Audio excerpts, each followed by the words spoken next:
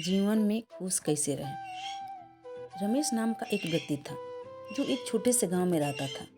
उसके पास घर, परिवार और एक ठीक ठाक नौकरी थी, लेकिन फिर भी वह हमेशा दुखी और चिंतित रहता था। उसे लगता था कि उसकी ज़िंदगी में कुछ कमी है। वह सोचता, अगर मेरे पास ज़्यादा पैसा होता, बड़ी गाड़ी होती और बड़ा घर होता तो मैं खुश रह पाता। एक दिन रमेश बहुत उदास था। वह गांव के मंदिर के पास बैठा था। तभी वहाँ एक बुजुर्ग महात्मा जी आए। उन्होंने रमेश को उदास देखकर पूछा, बेटा क्या हुआ, क्यों इतने परेशान दिख रहे हो। रमेश ने गहरी सांस ली और बोला, बाबा जी मैं खुश नहीं रह पाता। मेरे पास ज़िंदगी की सारी ज़रूरतें हैं, लेकिन फिर भी लगता है कि कुछ अधूरा है। मैं हमेशा भविष्य की चिंता में डूबा रहता हूँ। बुजुर्ग मुस्कुराए और बोले, बेटा क्या तुम सच में खुश रहना चाहते हो। रमेश ने तुरंत कहा, हाँ बाबा जी मैं खुश रहना चाहता हूँ। बाबा जी बोले, तो मैं तुम्हें खुश रहने की 3 सरल नियम बताता हूँ। अगर तुम इन्हें अपनाओगे तो तुम्हारी ज़िंदगी बदल जाएगी। पहला जो है उसके लिए आभार मानो। बाबा जी बोले, हमेशा अपनी ज़िंदगी में जो कुछ भी मिला है उसके लिए शुक्रगुजार रहो। अगर तुम सिर्फ उन चीज़ों के बारे में सोचोगे जो तुम्हारे पास नहीं है तो कभी खुश नहीं रह पाओगे।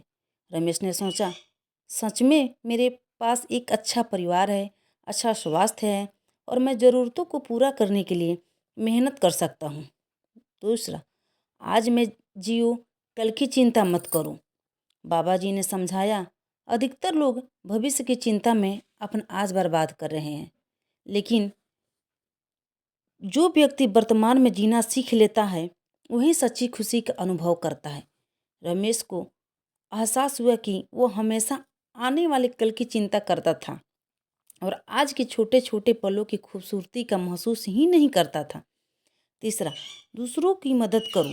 बाबा जी बोले, अगर तुम सच में खुश रहना चाहते हो तो दूसरों की मदद करो। जब तुम खुश तो तुम्हें अंदर से खुशी मिलेगी। रमेश ने अगले दिन से ज़रूरतमंद लोगों की मदद करनी शुरू की। उसने गरीब बच्चों को किताबें दी, बूढ़े लोगों की सहायता की और अपने आसपास के लोगों के साथ अच्छा व्यवहार किया। धीरे धीरे रमेश की सोच बदल गई। अब वह छोटी छोटी चीज़ों में खुशी ढूंढने लगा।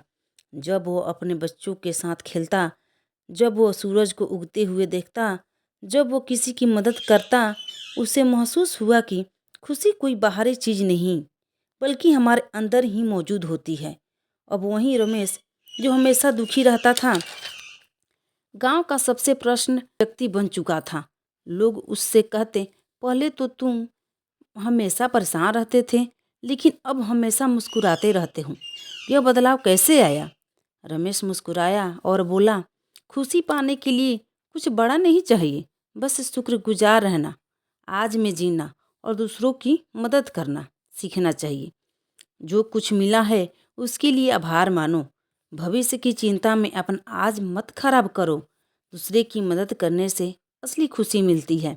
खुशी कोई मंजिल नहीं बल्कि एक सोच है। अगर हम चाहें तो हर दिन खुश रह सकते हैं।